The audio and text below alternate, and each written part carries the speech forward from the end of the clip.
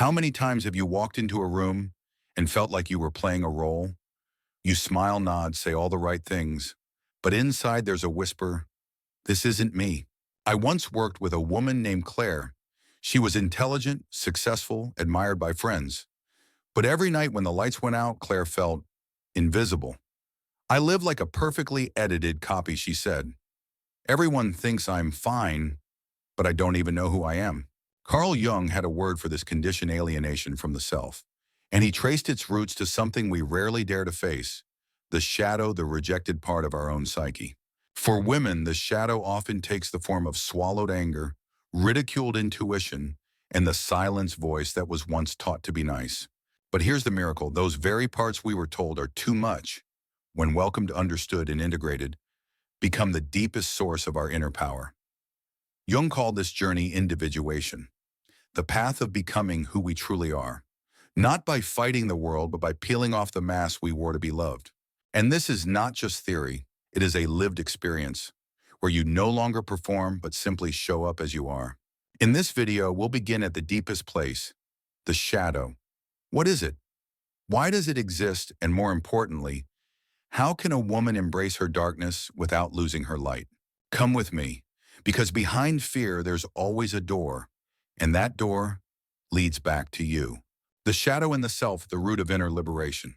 There is a profound paradox in female psychology that Carl Jung once pointed out. The modern woman deeply longs to be herself, yet simultaneously fears being rejected by her own truth. From an early age, society teaches her that parts of herself are too much, too emotional, too strong, too independent, too hard to love. These parts, when pushed out of conscious awareness, don't disappear. They retreat inward. They become the shadow. In Jungian psychology, the shadow is the collection of emotions, traits, and desires we deny or fail to recognize in ourselves. And paradoxically, it is the very shadow, the parts we once felt ashamed of or tried to hide, that holds the most vital energy of the soul. The female shadow, not darkness, but repressed light. Have you ever felt the need to downplay your worth so you wouldn't be labeled arrogant? Ever swallowed your anger when someone crossed a boundary because you were afraid of being too sensitive? Ever suppressed a dream because you feared being seen as selfish or unreasonable? In each of those moments, you pushed a precious part of yourself into the shadow. Carl Jung did not see the shadow as something evil. He called it the other half of the soul, raw, intense, but filled with life force, authenticity, and wholeness. Facing it doesn't make you frightening, it makes you real. The shadow doesn't vanish on its own. If unacknowledged, it emerges through repetitive relationship patterns, invisible anxiety, and the sense that you're living but not truly present. Jung wrote, "Until you make the unconscious conscious, it will direct your life, and you will call it fate." Anima and animus, the two energies within a woman's psyche. To fully understand the female shadow, we need to understand two ancient principles Jung called anima and animus, symbols of feminine and masculine energies within each person. Anima represents emotion, intuition, nurturing, and connection. Animus represents logic, action, reasoning, and direction. In women, anima is innate. But when society pushes her to be strong like a man, she may develop a false animus, rigid, overly rational, and disconnected from the heart.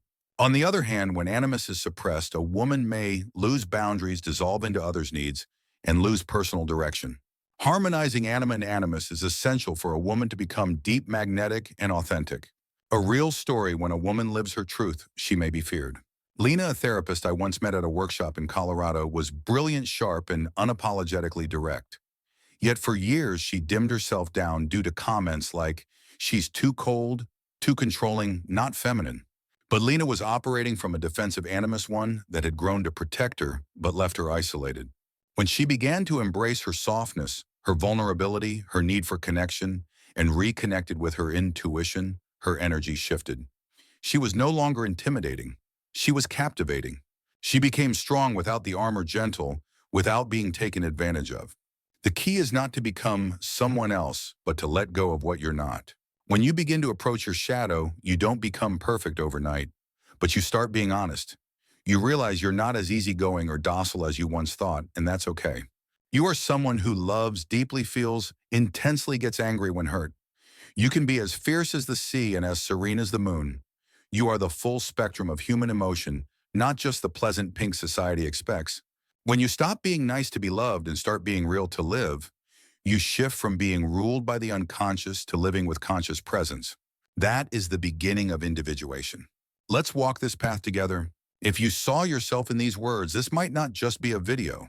It might be an invitation to join a community of women daring to be real, to remove their masks and step outside the mold. Share your reflections in the comments. Where are you in your individuation journey? Have you faced your shadow? We don't have to walk this road alone.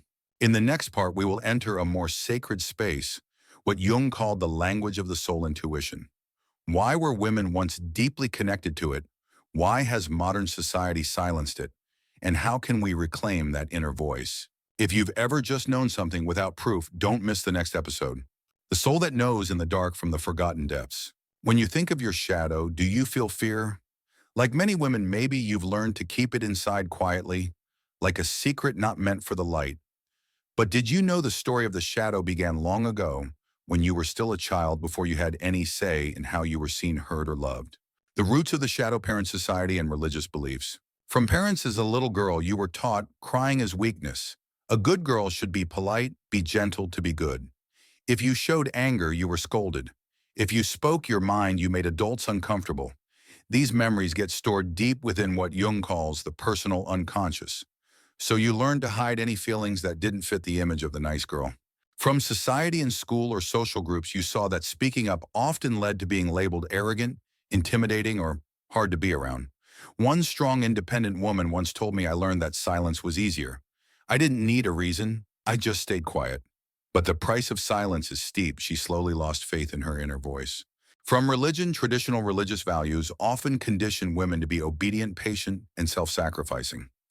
Any expression of anger or personal desire is dismissed as selfish, tamed by the belief in giving for God. But Jung warned killing the soul to become someone who is lovable only turns you into a stranger to yourself. The result, the soul doesn't die, it freezes. Not destroyed, just deeply hidden. This is the shadow, a treasure chest not yet discovered, but never gone. A real example when suppressed anger attracts passive aggression. Take Anna, 33, a marketing professional in Chicago. She grew up in a home where her mother always suppressed anger to keep the peace. Anna copied that. But in her first romantic relationship, she found herself staying silent too much. She thought silence would keep things smooth, but trying to make things look fine became fuel for her partner's passive aggression. Because she didn't say, "This isn't okay," he didn't maintain boundaries. Over time, he started assuming she would accept everything. Until one day, Anna exploded during a fight, and it shocked them both. Afterwards, she felt ashamed. Why did I lose control like that? That's when she realized her anger had been building quietly for years. When held in too long, it becomes an uncontrollable force, and ironically, it attracts those who disrespect you. Jung taught that the shadow isn't automatically bad. It only turns destructive when unacknowledged. If Anna had expressed her discomfort earlier, not in an outburst, she might have changed the course of that relationship. The shadow is buried light. The day Anna realized she had been holding on to her anger like a secret, she began her individuation journey. She started journaling. How did I feel when he said that? She learned to speak in "I feel" instead of staying silent. She discovered anger isn't bad. It's a sign you need to be heard. The energy in Anna's heart hadn't disappeared. It was simply forgotten until she welcomed it back. Your shadow is the same. It's not bad. It's fierce, unloved, unseen, but when honored, it becomes inspiration, strength, and deep self-authority. Do you call it too much or not normal? Ask yourself. Have you ever been told you're too intense or too strong? Have you ever dialed back your passion to avoid being called arrogant? Do you think being lovable means being soft, never wild? If your answer is yes, then you're quietly living with your shadow.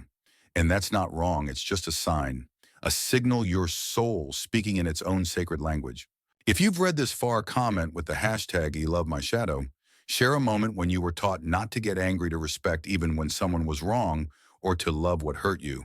Sharing is not weakness, it lights the way for others to live truthfully too. This community isn't just a place to watch videos.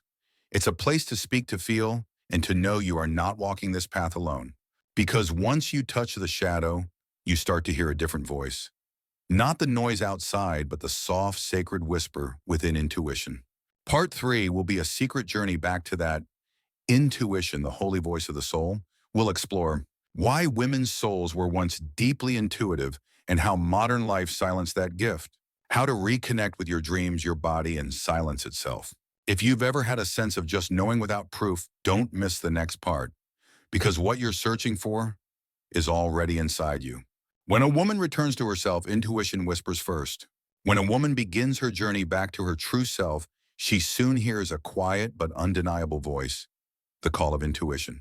Intuition is not logic, and it's not just emotion. It is ancient knowing alive in the body, the breath, the dreams we think we've forgotten. Carl Jung once wrote in Psychological Types,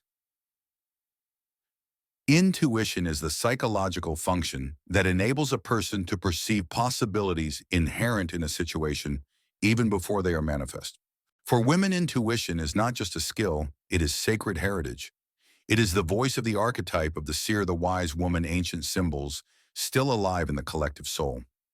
But tragically, in today's world, this legacy has been devalued, even distrusted.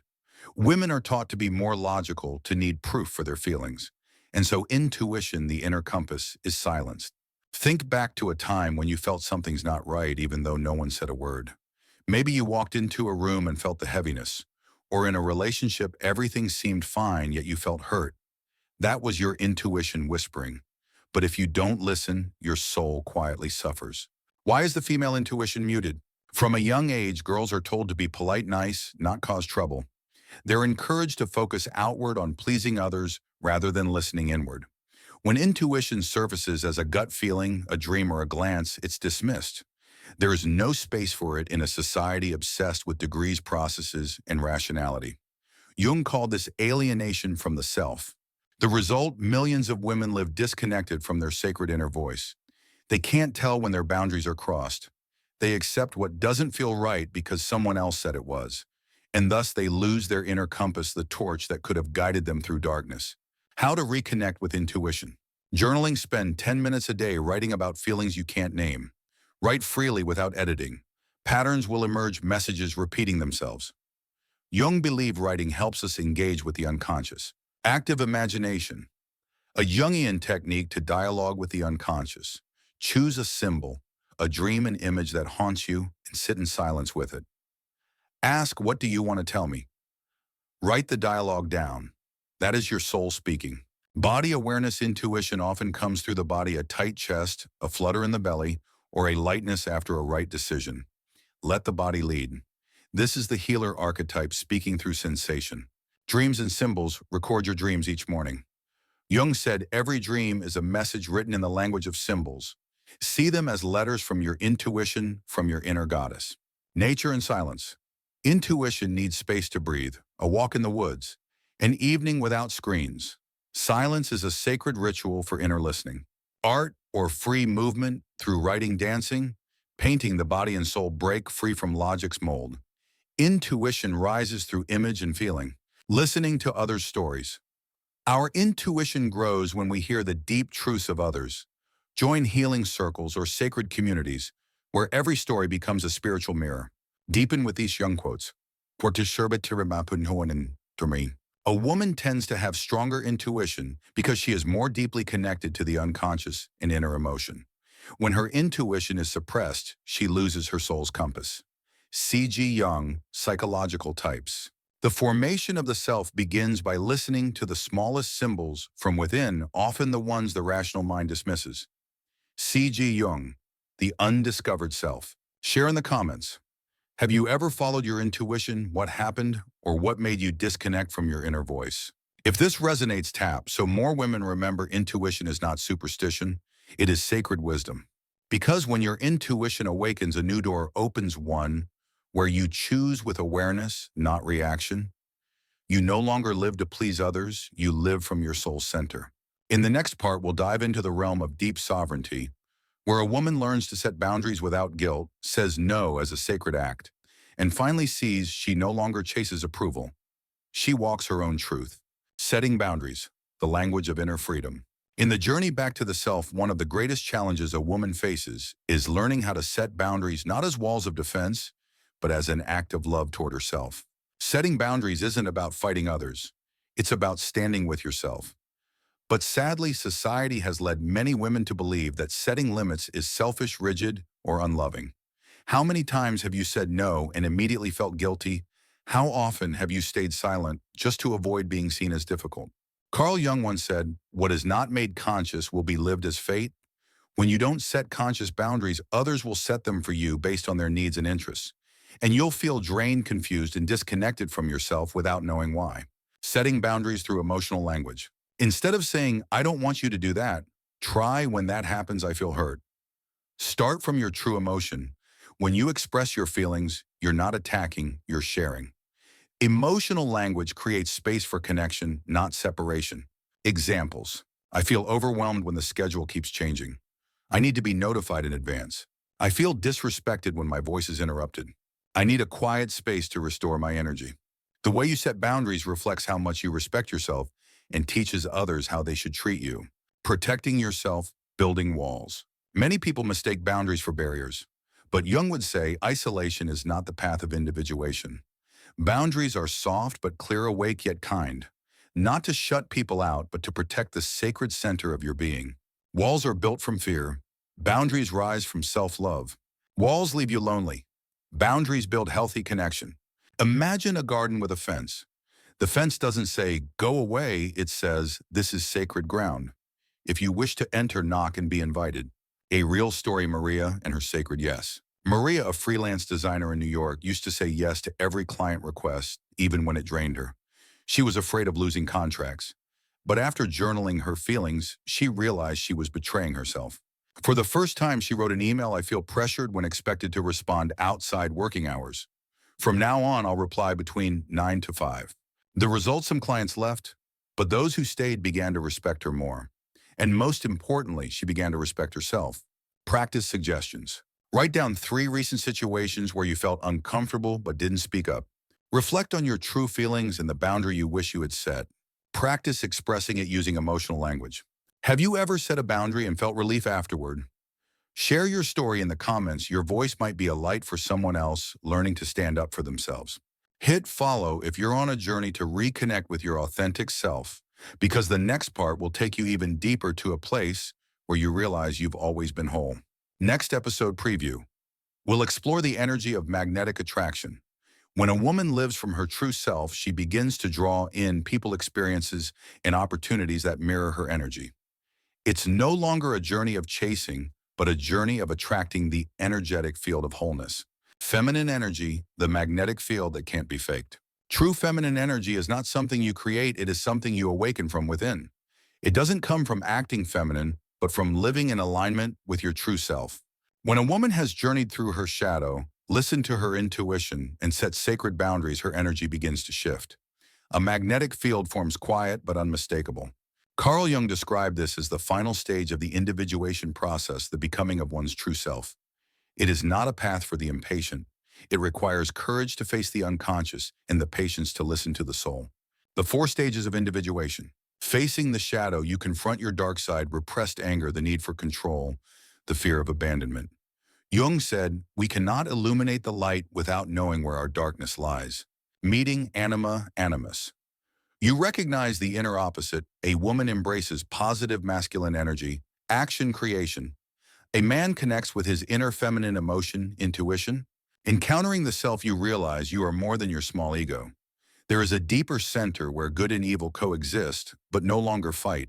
Returning to the world. The individuated person doesn't escape life. They return with inner light to live, to love, to transform. How to begin? Journal as dialogue. Don't just recount events. Ask, why did I react that way? Let the answers arise from a place deeper than logic. Work with dreams. Choose a recurring symbol. Place it on your personal altar. Invite it to speak through feelings, images, or intuition. Dialogue with the shadow. When anger arises, don't suppress it. Write a letter from your angry part. Ask, what do you need? What are you afraid of? Jung believed the shadow becomes dangerous only when denied. Where does magnetism come from? It comes from integration. When you are no longer at war within yourself, when every part of you, from the wounded child to the intuitive goddess, has a place in your soul, you emit a field others feel even when you say nothing. You don't need to declare, "I am powerful." Your eyes say it. You don't need to prove, "I know what I want." The way you walk says it. This is the kind of magnetism that can't be faked. Not learned from videos, not borrowed from trends. It is the energy of a woman who has come home to herself. Share with us, what stage of the individuation journey are you in, or which stage feels the scariest? Don't keep it to yourself. Your comment might be the light another woman needs to keep going. And then after the long journey, when a woman finally lives from the center of her being, what remains is not perfection but presence. A presence that makes people pause, look again and say, she's not like anyone else. In the final part, we'll look back at this entire journey, not as a closed path, but as a sacred spiral where you return to yourself deeper each time. There are moments in life when no one needs to say a word, yet you still feel it deeply. A chapter has just ended. Not because something outside has changed, but because something inside you is no longer the same. If you've journeyed with me all the way to the end, then perhaps you too are standing at that very threshold where intuition and the shadow and the light of the self all converge. Carl Jung once said, transformation does not come from becoming perfect, but from becoming whole. Wholeness means having the courage to live with all parts of yourself, light and shadow, fear and desire. And when a woman embarks on that journey, she not only transforms her own life, she becomes a torchbearer for others still lost in the dark. Are you remembering yourself? Maybe you've been living a life someone else wrote for you. Maybe you've nodded too often, smiled too politely, and stayed silent too long.